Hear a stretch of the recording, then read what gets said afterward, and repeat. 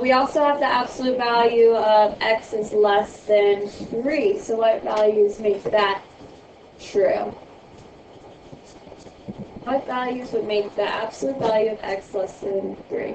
Yep, Sean? Everything between. Yeah, so let's think about just thinking about everything less than 3.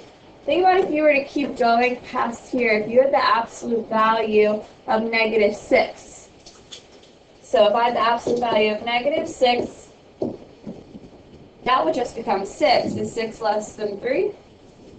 No. So think about everything from negative 3 to 3 makes that true.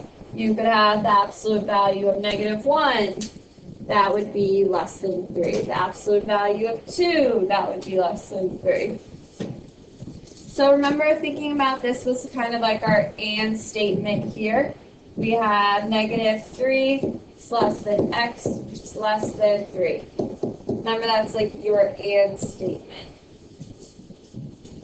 Now let's think about we have the absolute value of x is greater than 3. So what values would make this true?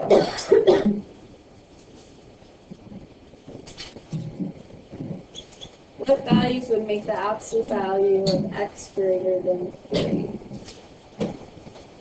What do you think, Max?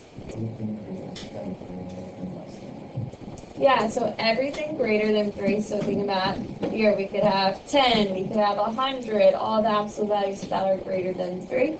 And then if we have everything less than negative 3, so the absolute value of negative 5, that would be greater than 3. So that would be 5 is greater than 3.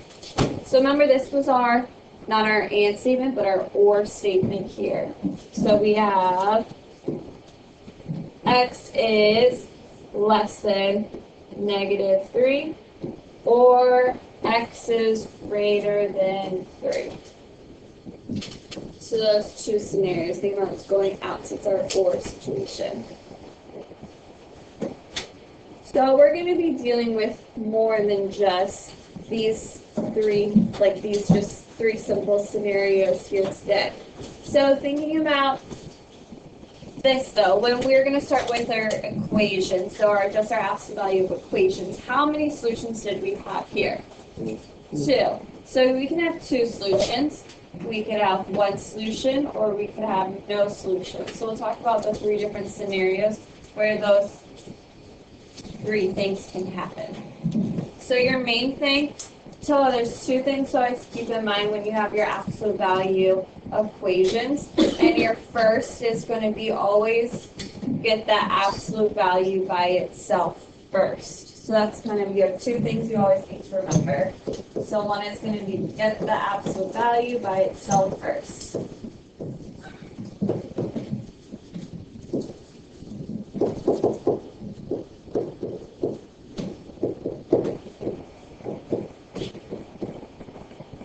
So we'll do A together first.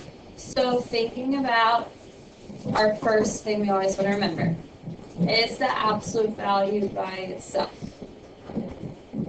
Yes. Yeah. So let's see how there's nothing going on over here on the left side with the absolute value of 2x minus 5. Notice how it's different versus C. C has some other stuff going on over there with that absolute value that you're going to want to take care of first before you're solving. So once you have your absolute value by itself, you're ready to make 2 equations. So your first equation is going to be as is, just drop in that absolute value. So that would be 2x minus 5 is equal to 9. So our second equation, thinking about when we just had the absolute value equal to 3. It was equal, x was equal to 3. What was x also equal to? Negative 3. So I know this absolute value, which is 2x minus 5, can also be equal to what other value? Negative 9. Yeah, so this can also be equal to negative 9. Because think about it, if this is equal to negative 9, and I take the absolute value of it, it's going to be equal to 9. So I'm going to be finding 2 possible solutions here. So just thinking from back to our solving equation skills, what would we do to solve for x over here? Yep, add 5 to both sides. So we'll have 2x is equal to 14, and then we would do dividing by 2, so we have x is equal to 7. So we're going to do the same thing over here as well. We're going to add 5 and then divide by 2.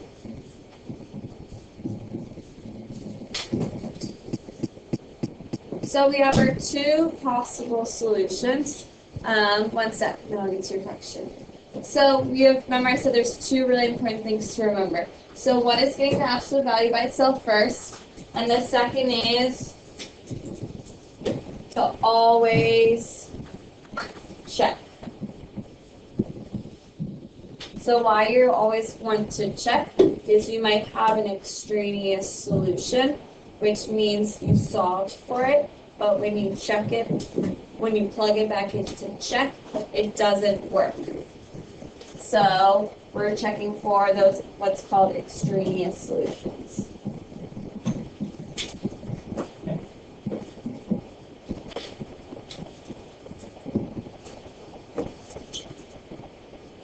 So let's take a second and check these two. So let's first check x equaling to 7. So I have 2 times 7 minus 5. So I have the absolute value of 2 times 7 minus 5, which will become the absolute value of what?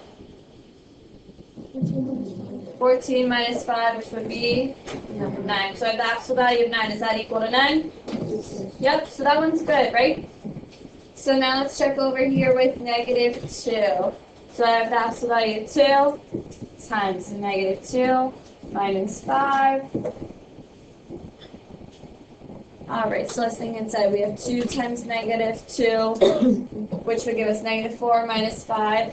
So that's the absolute value of negative 9. Is that equal to 9? Yeah, so that one's good. So both of these solutions work.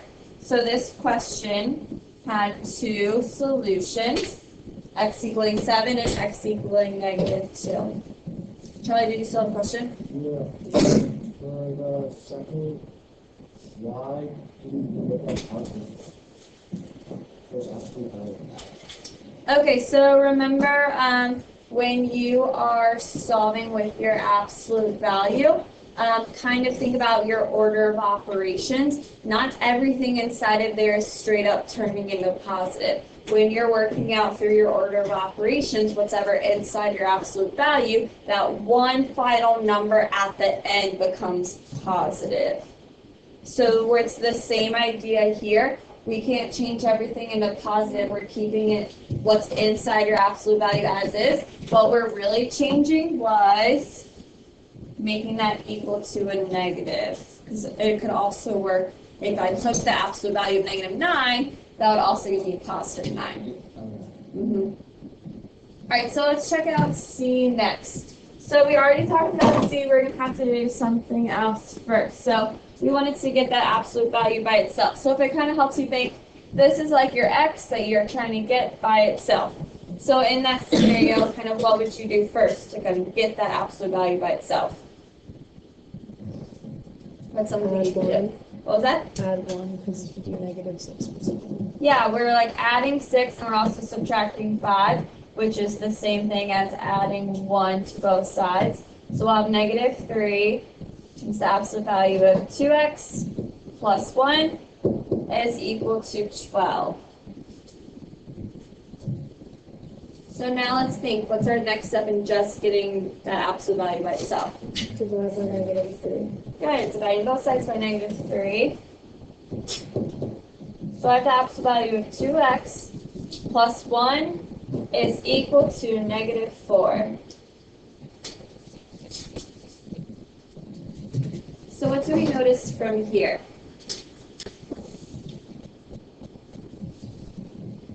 Does anybody notice anything about the absolute value?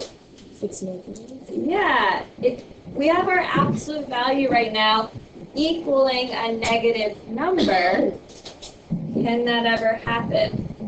No, remember, if absolute value is always equaling a positive or a zero. So this absolute value cannot ever equal a negative, so what does our solution mean? Yeah, no solution here.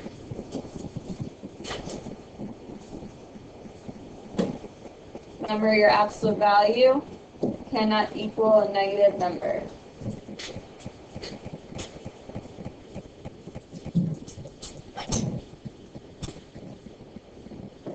Is everyone okay if I erase this stuff right here?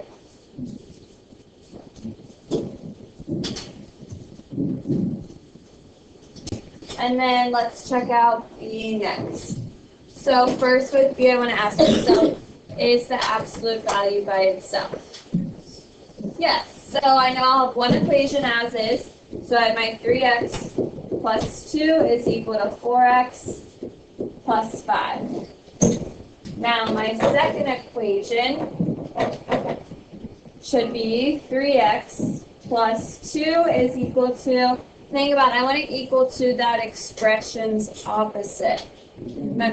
Yeah, so I would have negative 4x plus 5, making it its opposite.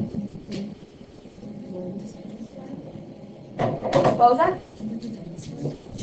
So if you wanted to kind of distribute that negative in first, you can do that. Sometimes people forget to fully do it to everything, so I'm doing it that way. Just to make sure you don't try and do too much and forget to do something. Alright, so let's check out the one as is first. So what would we do to solve for x here first?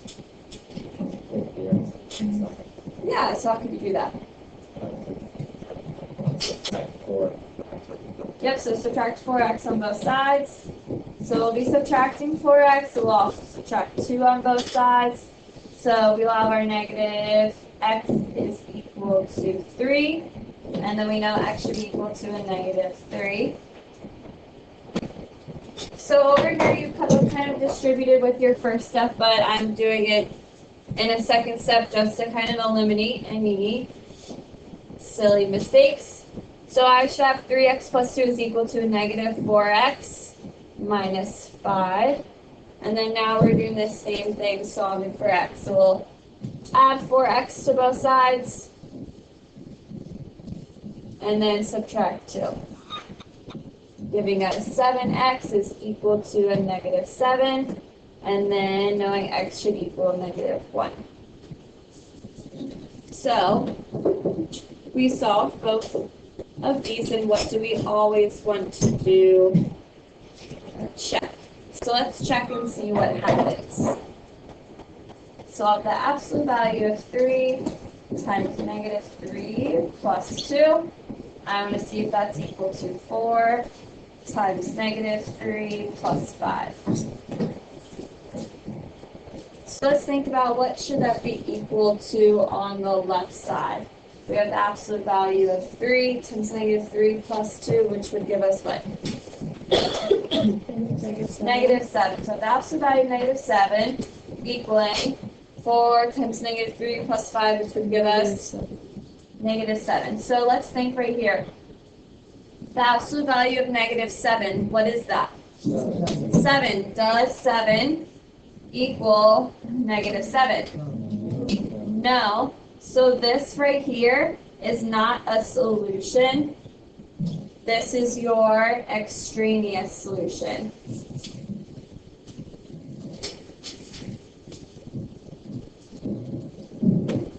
So that's your extraneous solution, meaning it's not a solution. When you checked it back in, it did not work. So now let's check our other check. So that's value 3 times negative 1 plus 2 is equal to 4 times negative 1 plus 5. So what will we have on our left side? The absolute value of what? Negative what? Yep. So the absolute value of negative 1, and it'll be equal to 1. So what is our absolute value of negative what? 1. 1. That's equal to 1. So that one checked, that one worked. So what is your only solution for this problem? Yes, x equaling negative 1 is our only solution here. So how many solutions did this problem have? 1. Remember, this one had none. Our first example had 2. So we had 2, 1, and then no solutions. So what do you notice about the one that gave us an extraneous solution? So looking at that problem, how is that one different from A and C?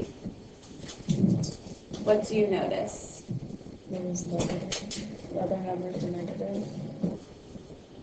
Like your, Like the ones that the absolute value are equal to. Wait, so looking just at the problem, like just at this setup here, how is that different than, what do you think, Matthew? It's on both sides of the equation. Yeah, so there's an x on both sides of the equation here. So when you have a problem like that, that should kind of, it might not happen every time, but more than likely it is going to happen that you are going to have an extraneous solution when you have this. So as kind of a good thing to keep in mind is when you have an x on both sides with your absolute value, just keep in mind that you might most of the time have an extraneous solution. Another thing to keep in mind is when it's equal to a negative, what is your solution? no. No solution. Good. So let's check out some with our inequalities. So we'll do G and D together, and then you guys can do the rest on your own. So let's think first with problem D. I want to see, is the absolute value by itself? Yes, so I'm ready to make my two equations. So let's think, one will be as is, right? 4x minus 9 is less than or equal to 21. So my second one, thinking about what we were doing before, we have 4x minus 9, and normally that's equal to like your opposite, so negative 21. But it would be what? Yeah, so remember when you have a negative and with your inequality, so less than and greater than, when you multiply by a negative, you're switching your sign, so you're changing it to greater than or equal to sign here. Can we keep the negative one? Yep, you should make it a negative 21, so remember it's the opposite. So now you have your two equations set up. So let's going through this. What would our first step be over here to solve? Add 9. So we would have 4x is less than or equal to 30, and dividing by 4. Yeah, x is less than or equal to 15 over 2. What about on the right side over here? What's our first step again? Add 9. So we have 4x is greater than or equal to negative 12, and then our last step would be to divide by 4. So we also have x is greater than or equal to negative 3. So let's think about what this would look like on a number line. So we have negative 3, we have like 0 somewhere in the middle, we have 15 over 2. Instead of writing 15 over 2, could you write 7? Sure, that's fine because the decimal ends right there, but you might want to get in the habit of just starting to use fractions. So we have x is greater than or equal to negative 3, and then less than or equal to 15 over 2. So is this the and problem or the or problem? And, so when it is an and problem, I want to take another step and just write them all together. So x is less than or equal to, negative 3 is less than or equal to x, which is also less than or equal to 15 over 2. So taking a second and writing those both together.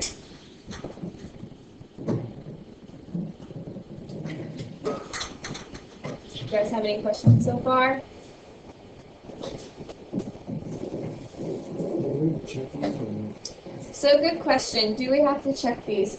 So if you want to just kind of pick a value that's easy to plug in, that's in your solution, right? So 0 is easy to plug in. So let's say I have the absolute value of 4 times 0 minus 9, which would just be the absolute value of negative 9, which is 9, which is less than or equal to 21. So is that true? Yeah, so that's kind of like a good check to know that you were right, that 0 was included. Like, are you saying like how we had to the other time? Like when it was the equal signs, you like actually have to check with the equal signs. So you don't actually have to check with the inequalities, but it's a good idea just to kind of do a quick check to make sure you're right.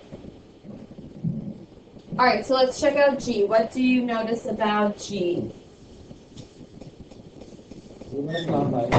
The absolute value is not by itself. So what can we do first to get the absolute value by itself? Good, add 16 to both sides.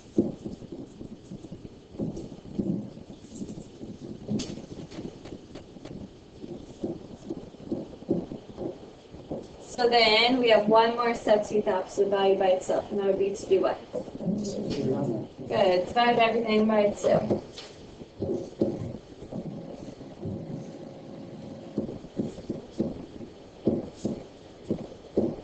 So at the absolute value, negative 3x plus 10 is greater than or equal to 7. So here we can go ahead, add the absolute value by myself, so I can make those two equations. So one is as is, negative 3x plus 10 is greater than or equal to 7. My other one would look like negative 3x plus 10, and then what would my sign be? Less than or equal to negative 7. Good.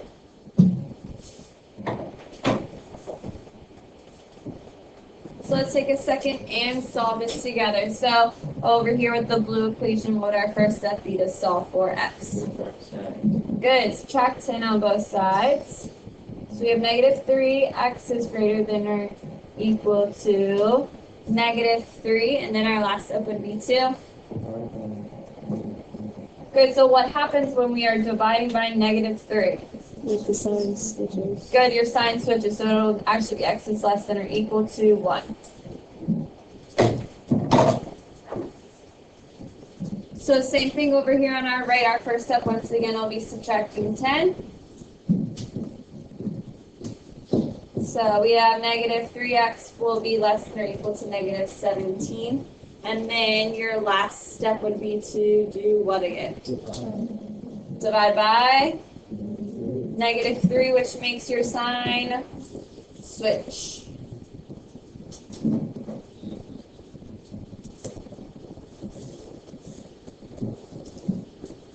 So thinking about this on a number line, we have 1, and then we have 17 over 3. So what? If it doesn't specifically say to do so, you don't have to. I'm just doing it to show you visually to help you if you need to write it as an and or an or problem. So if x is less than or equal to 1, we will include 1. It'll be everything to the left. And if x is greater than or equal to 17 over 3, everything to the right. So is this an and or an or problem? Or. So we know x should be less than or equal to 1 or greater than or equal to 17 over 3. So you guys are going to take like 10-ish minutes to try and finish this page. So see what you might notice while you're working on those.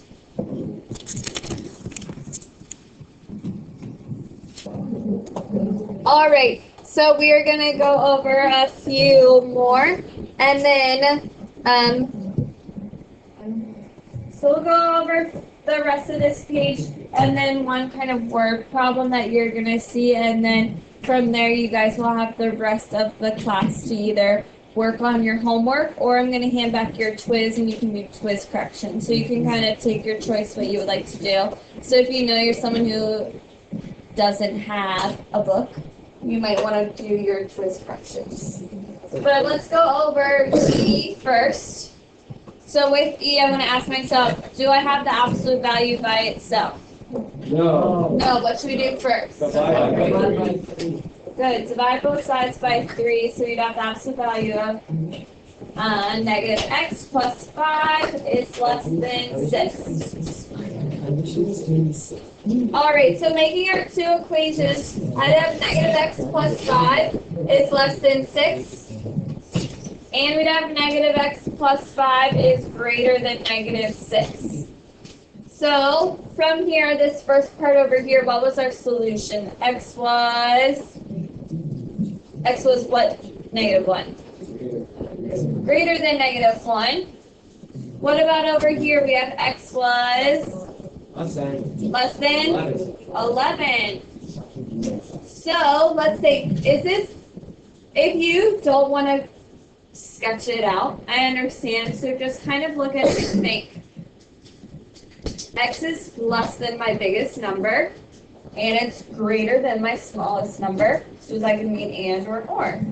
And because it's smaller than my biggest, bigger than my smallest. So I already know it'll be an and, so it should be negative 1. It's less than x, which is less than 11. So let's check out f.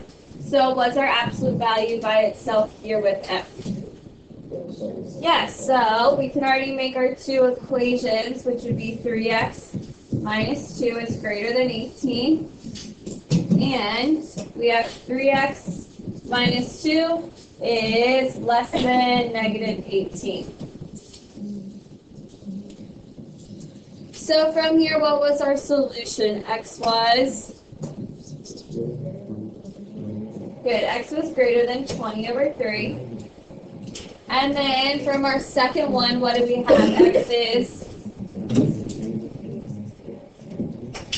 X is less than negative 16 over 3. So let's think, is this an and or an or problem? Or, right, because think about why. You're greater than your largest value, and you're smaller than, or you have to be less than your smallest value. So thinking about that. So let's look at H and I last. So reading H, we have our absolute value is greater than or equal to negative 13. So what did you guys notice from here? Did anybody notice anything? That's set to negative number. Yeah, you are greater than a negative value. So what does that mean? What type of value or absolute value is always going to be? Positive. Positive, right? So any positive number is always going to be greater than or equal to a negative number. So what does that mean? Is this always true?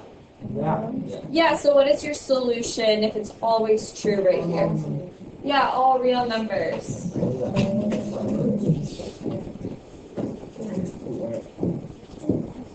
So if you have your absolute value greater than or equal to a negative number, how do you know that will be your all real numbers? So think about your absolute value is always positive. So any positive value or 0 is going to be greater than any negative number. So let's look at I. So with I, do I have my absolute value by itself? No, so what's our first step? Adding to both sides.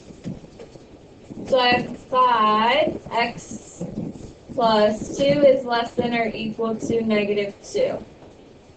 So what do we notice here? It's a negative, right? So it's less than or equal to a negative number. What does that mean? What's your absolute value always? Positive. Can any positive value be less than or equal to a negative 2? No, so what's our answer? Yeah, no solution. So that's when you have your absolute value, kind of less than or equal to any negative number. You'd have a no solution. So kind of think two scenarios you're always going to pause at when you're dealing with absolute values. One scenario is when you have an x or whatever variable you're working with on both sides, because you most likely are going to have what type of solution? What was that called? Extraneous, right? Your other type of scenario that you're going to want to pause is when you have your absolute value equal to, greater than, less than a negative number. So think about when you just have a negative value on one side, you're going to want to stop. Don't solve out the rest of your problem. Sometimes you just are like in that rhythm and keep doing it. Stop and think, what is this really saying? What's my solution type if I just have a negative on the other side? So everyone got that? So if you have your textbook, you can get that out, and we're going to do a problem from your textbook, but I assumed a lot of us probably wouldn't have our textbook, so I wrote it up on the board for us too.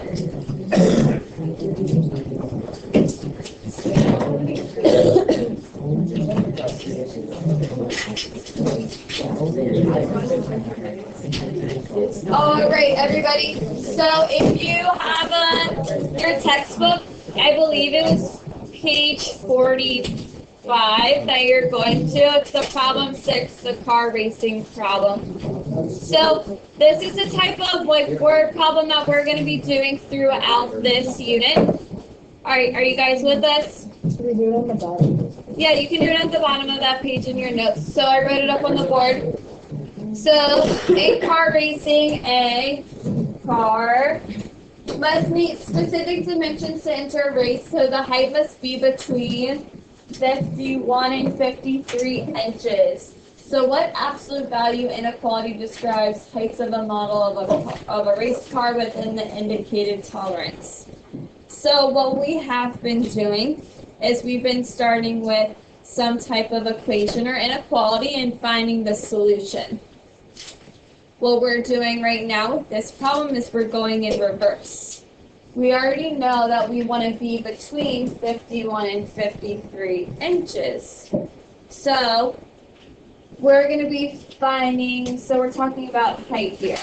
So we will use just the variable h. So I know I want to be between 51 and 53 inches. So I'm going to always kind of use the or equal to, and this scenario, just a lot of the times it'll talk about certain like heights. So it might say you have to be between 5 feet and 7 feet in order to ride a ride. Like if you're under 5 feet, you're too short. If you're over 7 feet, you're too tall. So let's say if I'm 5 foot, am I able to ride the ride? Yeah, so that's why I'm going to use the or equal to. So in this scenario, if the car was 51, that means it's okay. If it's 53, it's also okay. And anything in between worked for that height for this car. So we're going to kind of work it all the way at the end to find an absolute value inequality to figure out what it's less than or equal to. So think about, we're starting kind of with our solution, and then we want to find what inequality gave us that solution. So what we're always going to do is we're going to find that like tolerance. So what it means by that tolerance is you're actually going to be finding the average between your smallest and your largest value. So think about taking a second, finding the average between those two. How was our average? 52, good. So 52 is kind of our magic number that we're going to be using in this scenario. So with 52, we're going to subtract 52 from all 3 places.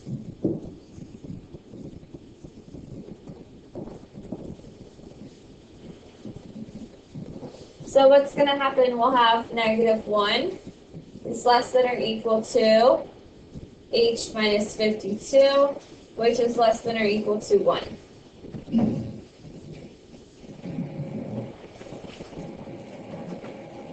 So kind of think from here, you can think about splitting this up into like those two different equations, right? You would have h minus 52 is less than or equal to 1. And you also know h minus 52 is greater than or equal to negative 1. When were we doing that just now, right?